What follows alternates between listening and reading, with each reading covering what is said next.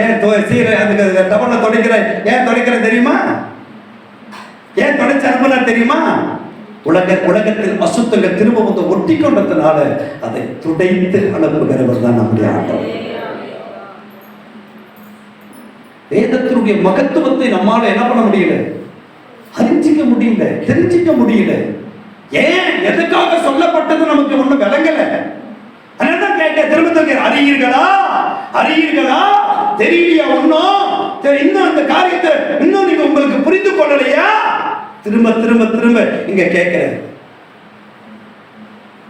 திரும்ப வாசிங்க. அப்படியே வேசித்தனத்திற்கு ஓடுங்கள். மனுஷன் செய்கிற எந்த பாவமும் சரீரத்துக்கு புறம்பாக இருக்கோமோ, வேசித்தனம் செய்கிறவனோ தன் சுய சரீரத்துக்கு விரோதமா பாவம் செய்கிறான். உங்க சரீரமானது நீங்கள் தேவனாலே பெற்றோம், உங்களில் தங்கியும் இருக்கிற பரிசுத்த ஆவியினுடைய அல்லேலூயா சொல்லுங்க, அல்லேலூயா சொல்லுங்க, பரிசுத்த ஆவியினுடைய ஆலயமா இருக்கிறது என்றும் நீங்கள் உங்கள் உடையவர்கள் அல்ல என்றும். திரும்ப கேட்கிறார், தெரியலையா? நீங்க உங்களுக்கு சொந்தமானவங்க இல்லைங்கிறது தெரியலையா? என் காலு நான் எங்கேயும் போவேன், என் கண்ணு நான் எதையும் பார்ப்பேன், என் கையை யாருதான் நான் எடுப்பேன், ஏன் எழுது, எல்லாம் எழுது. இங்க எழுதுங்கிறதுக்கு இடம் இல்லை, எல்லாம் அவருடைய. அல்லேலூயா. எத்தனை பேர் ஒத்துக்கிறீங்க? இது நமது இல்லையா, இது நமக்கு சொந்தமானது இல்லையா, இது அவருடையதையா? இன்னும் சொல்ல போனா இன்னும் வேதத்தினுடைய காரியங்களை இன்னும் பார்க்க இன்னும் எப்படி தெரியுது, நாம பெற்ற பிள்ளைங்க தான் நமக்கு ஆண்டவர். இன்னும் இந்த வார்த்தை கூட தப்பு. நான் சொல்றேன், என் ஆண்டவர் எனக்கு கொடுத்த பிள்ளை. எத்தனை பேர் சொல்லுவீங்க? என் ஆண்டவர் எனக்கு கொடுத்த பிள்ளை, என் பிள்ளை, நான் பெத்தேன், நான் சுமந்தேன், நான் அப்படி பாடுபட்டேன். உண்டு இல்லதான் என் நாச்சரம், இது உண்டுதான், கரெக்ட். ஆனா நீ நானும் நம்ம பிள்ளைங்களுக்கு கார்டியன் தான். எத்தனை பேர் ஆமே சொல்லுவீங்க? நாம் யார் தான்? கார்டியன் தான். எது வரைக்கும்? உலகத்தில் இருக்கிற வரைக்கும். இப்போ அப்ப கார்டியனாக்கா அப்போ அந்த பிள்ளை யாருக்கு? யாருடையது? அவருடையது. அவருடையத நம்ம கட்ட கொடுத்தாரு, நம்மை நம்பி கொடுத்தாரு. நம்மை நம்பி நம்ம நம்பி இந்த பிள்ளைய இவங்க கட்ட கொடுத்தா இந்த பிள்ளைய எனக்காக வளர்த்து கொடுப்பாங்க என்றது நம்பி நமக்கு பிள்ளை குட்டிகளை ஏசப்பா நமக்கு கொடுத்தாரு. கரையில வச்சு சத்தமா சொல்ல மாட்டீங்களா? அப்ப கட்ட கொடுத்த அந்த பிள்ளைய கிறிஸ்துவுக்காக உருவாக்கி அதை கிறிஸ்துவ கட்ட ஒப்படைச்சிட்டு நம்ம வேலையை முடிச்சுட்டு போயிட்டே இருக்கணும். அல்லேலூயா, அல்லேலூயா. நீங்க பெற்றதுனால, அந்த குழந்தை பெறுவதற்கு நீங்க காரணமா இருந்ததுனால, அந்த குழந்தையை நீங்க கர்ப்பத்துல சுமந்ததுனால முழுசு உங்களுக்கு சொந்தமாயிடாது. நான் சொல்லுவேன், இது உங்களுடையதா, உங்களுக்கு அப்பா கொடுத்தாரு, இது அவருக்குரியது. இப்ப நாம என்ன சொன்ன, நம்முடைய சரீரமே நமக்கு சொந்தமானது இல்லையே. நம்ம கையை, நம்ம காலு, நம்ம வாயை, நம்ம மூக்கு நமக்கு சொந்தமானது இல்லையே. அவருக்கு சொந்தமானது, அவருக்கு சொந்தமானது நம்ம இஷ்டத்துக்கு நம்ம பயன்படுத்திட்டு இருக்கிறோமே. நம்ம இஷ்டத்துக்கு பயன்படுத்துறதுனாலதான் பல தொந்தரவு வந்து நிக்குது. பல பாவம் நம்முடைய எண்ணெய் உச்சந்தலையில் இருந்து உள்ளங்கால்கள் வரையிலும் பலவிதமான பாவத்துக்கு இடம் கொடுக்கிறதுனாலதான் சரீரத்தில் பலவிதமான வியாதிகளில் அவதிப்படுகிறோமே.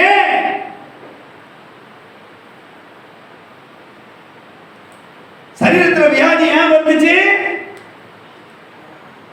சரீரத்தில் பல கஷ்டங்கள் ஏன் வருது? சும்மாவே ஒரு வியாதி கொடுக்கிறதுக்கு அவரு நம்ம மேல அவ்வளவு கொடுமைக்கார ஆண்டவரா?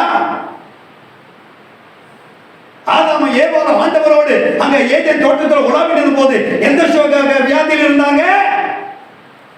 என்ன வியாதி அவங்களுக்கு இருந்துச்சு?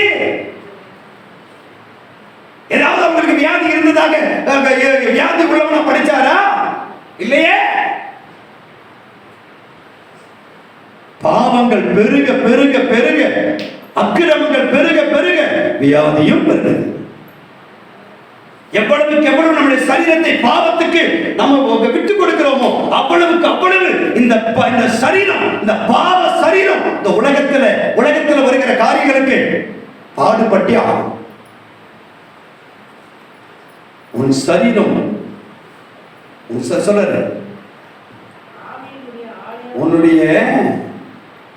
உன்னுடைய சரீரம் விளக்கு. உன் கண்ணு வெளிச்சமா இருந்தா உன் சரீரம் முழுவதும் எப்படி இருக்குமா? ஆமென் சொல்லுவீங்களா? உன் கண் வெளிச்சமா இருந்ததுன்னா உன் சரீரம் முழுவதும் எப்படி இருக்குமா? வெளிச்சமா. அப்ப நம்முடைய கண்ணுல வெளிச்சம், நம்முடைய கண்ணு சுத்தமா. பாவத்தின் வாசலே கண்ணு. சொல்லுங்க, பாவத்தின் வாசலே.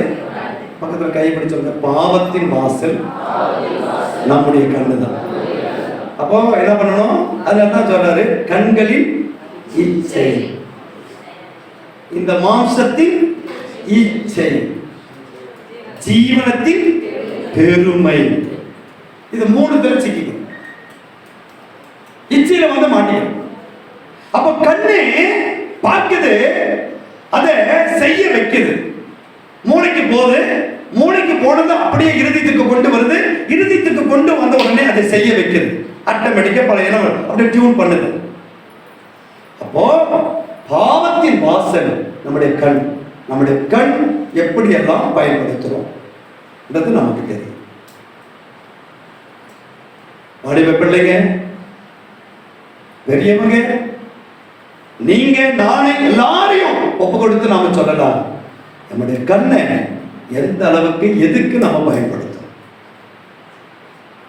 செல்போன் வச்சுட்டு இரவெல்லாம் நமக்கு செல்போன்ல நம்ம நிறைய பார்க்கிறோம். இல்லை, யாரும் பார்க்கறேன்னு சொல்ல முடியாது, நானும் பார்க்கிறேன். ஆனா எதை பார்க்கணும்? எதை பார்க்கணும்? எப்படி பார்க்கணும்? எதுக்காக பார்க்கணும்? பார்த்து என்ன காரியத்தை செய்யணும்னு உள்ள துடிக்குது, உள்ள நாடு. யோசித்திருங்க, சிலுவை பாடுகளை தியானிக்கிறது ரொம்ப அது பெருசு இல்லை. நாம் எந்த அளவுக்கு நம்மை ஆண்டவருக்கு ஒப்பு கொடுத்தோங்கிறது தான், வார்த்தைக்கு எந்த அளவுக்கு நம்ம விட்டு கொடுத்தோங்கிறது தான். கிறிஸ்து என்னும் ஒரே புருஷனுக்கு கற்புள்ள கன்னிகையா போய் நிக்கணுங்கிறதுக்கு தான். எத்தனை பேர் ஒரு சொல்லுவீங்க? சத்தமா சத்தமா? கற்புள்ள எப்படி சொல்ல? எப்படிப்பட்ட கன்னிகை? நம்ம வீட்லயும் ஆம்பளை பிள்ளைய பெற்று வச்சிருக்கிறோம்ல, ஆம்பளை பிள்ளைய நம்முடைய வீட்டுல பெற்று வச்சிருக்கிறோம். நம்முடைய வீட்டுல நம்ம வீட்டுக்கு வருகிற மருமகளை எப்படி நம்ம செலக்ட் பண்ணுவோம்? கெட்டு போனவரை செலக்ட் பண்ணுவோமா? தரம் கெட்டதை செலக்ட் பண்ணுவோமா? யோசித்து பாருங்க. நம்ம வீட்டுக்கு வரக்கூடிய மருமகளை, என் பொண்ணுக்கு, என் பையனுக்கு, என் நல்ல ஒரு பொண்ணு எனக்கு வேணும். எப்படி கேட்போம்? போய் பொண்ணு பார்த்தா எப்படி போய் கேட்கிறோம்? என் பையனுக்கு நல்ல பொண்ணா தான் சொல்லுங்க பாஸ்டர், ஆவிக்குரிய பொண்ணா வேணும் பாஸ்டர், ஜபிக்கிற பொண்ணு வேணும் பாஸ்டர், கீழ்படிச்சு நடக்கிற பொண்ணு வேணும் பாஸ்டர். எவ்வளவு சொல்றோம். அது கொஞ்சம் வெள்ளையா இருக்கணும், அது கொஞ்சம் படிச்சிருக்கணும், அது கொஞ்சம் கலரா இருக்கணும், அது கொஞ்சம் அங்க அப்படி இருக்கணும். நம்ம விருப்பத்தெல்லாம் எப்படி எல்லாம் சொல்லணும்.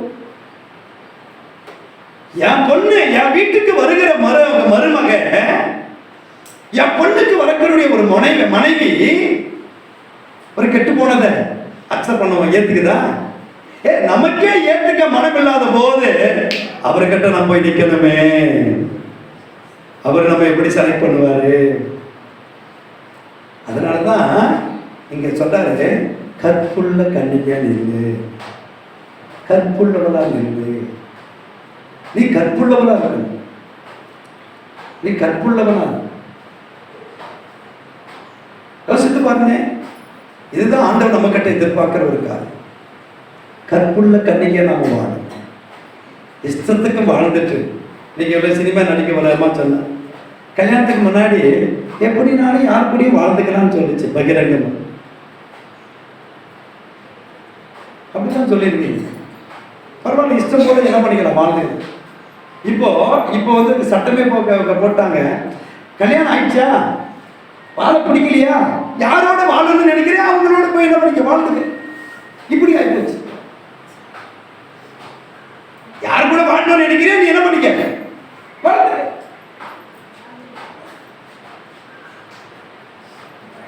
இதனுடைய உச்சக்கட்டம் எங்க வந்து நிக்குது? சமாதான கேடு, நிம்மதி கேடு, சூசைட், பலவிதமான குடும்ப பிரச்சனை, போராட்டம், வேதனை, தவிப்பு, அங்கலாய்ப்பு, துடிப்பு.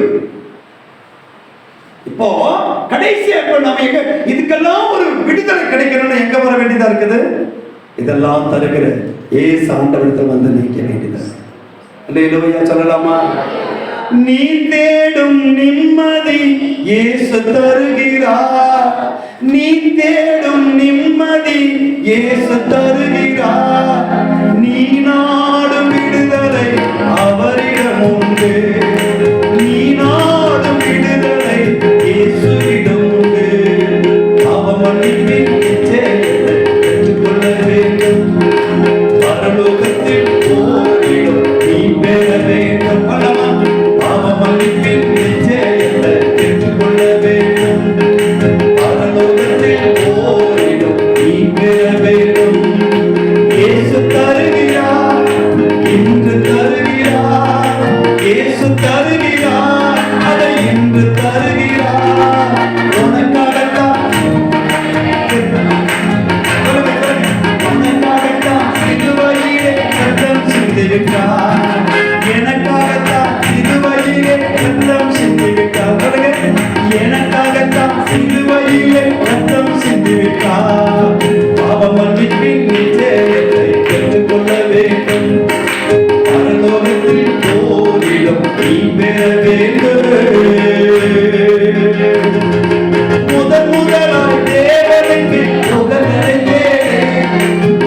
முதலாய் தேவனுக்கு உகந்ததை தேடு. இன்று எல்லாமே உனக்கு சேர்த்து தந்திடுவார். நம்புறீங்களா? இன்று எல்லாமே உனக்கு சேர்த்து தந்திடுவார். பாவம் மன்னிப்பின் நிச்சயத்தை நீ பெற வேண்டும். பாவம் மன்னிப்பின் நிச்சயத்தை பெற்றுக்கொள்ள வேண்டும். மரணத்தில் ஓரிடம் நீ பெற வேண்டும். அல்லேலூயா. இந்த வரிகளை பாருங்க. வருத்தப்பட்டு பாருங்கள் சுமக்கின்ற மகனே. வருத்தப்பட்டு பாருங்கள் சுமக்கின்ற மகனே. நீ வருவாயா இயேசு இன்று வாழ்வு தந்திடுவார். எத்தனை பேர் ஆமென் சொல்லுவீங்க? எத்தனை பேர் ஆமென் சொல்லுவீங்க? எவர்கிட்ட வந்துட்டேனா போதும், எவர்கிட்ட வந்துட்டேனா போதும். எத்தனையோ வருத்தங்கள், எத்தனையோ வேதனைகள், எத்தனையோ பாடுகள், எத்தனையோ தவிப்புகள், எவ்வளவோ அலைச்சல்கள், எத்தனையோ போராட்டங்கள், எவ்வளவோ பண இழப்பு, பண இழப்பு, எவ்வளோ எவ்வளோ எவ்வளோ எழுத தவிக்கிறோமே. எதுக்கு? எதுக்கு? ஒரு கொஞ்ச நேரம் சுகத்துக்கு, ஒரு கொஞ்ச சுகத்துக்கு, ஒரு அற்ப ஆசைக்கு, ஒரு 5 நிமிட சுகத்துக்கு தன் ஜீவியத்தையே கரைப்படுத்தி தன் வாழ்க்கையே கெடுத்து கிறிஸ்துவுக்கு உரிய இந்த சரீரம், கிறிஸ்துவுக்கு இந்த கற்புள்ள கன்னிகையா கொண்டு போய் நிற்கணுங்கிற இந்த சரீரத்தை பாவத்துக்கு விட்டு கொடுத்து, நான் சொல்லுவேன், நித்தியத்தையே இழந்துருமே. எதுக்கு நம்ம பைபிள் படிக்கிறோமே? எதுக்கு நம்ம பைபிள் படிக்கிறோம்? எதுக்கு ஊழியம் செய்கிறோம்? எதுக்கு ஊழிய பிரசங்கம் பண்றோம்? எதுக்காக இந்த காரியம் எல்லாம் வேஸ்ட் ஆயிடுமே.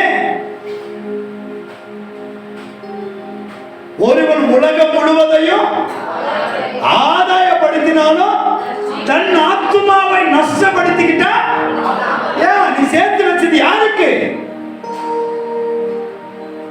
நீ சவதரித்து வச்சது யாருக்கு? நீ ஏமாத்தி ஏமாற்றி பொய்யும் புரட்டுமாய் வாழ்ந்து நீ பலவிதமான அடுத்தவங்களுடைய வயிற்றில் உண்டாக்கி நீ கொண்டு வந்து